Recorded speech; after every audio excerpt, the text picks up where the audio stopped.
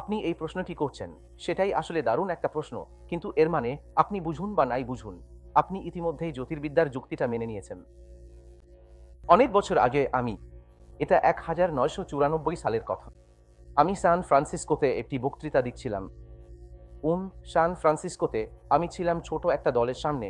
আরেকটা উদাহরণ দিতে গিয়ে বললাম, ধরুন একজন বাবা আর ছেলে ঘরে ঢুকল, আর আমি যদি দুইটা বাক্য বলি, প্রথম বাক্যে আমি বাবার দিকে তাকিয়ে বা আসলে যাকেই দেখি বলি, ওয়াও, জানেন তো আপনার ছেলে দেখতে আপনার মতোই। আর বা বিকল্প পরিস্থিতিতে আমি ছেলের দিকে তাকিয়ে বলি, ওয়াও, এটা মজার, জানো, তোমার বাবা দেখতে তোমার মতো। এখন দুইটা বাক্যই আসলে ঠিক, তাই না? কিন্তু কিন্তু দেখুন, এই দুইটার মধ্যে পার্থক্য আছে। কিন্তু এক ক্ষেত্রে এখানে একটা কারণ সম্পর্ক আছে, জানেন তো, বাবা ছেলে দেখতে বাবার মতো।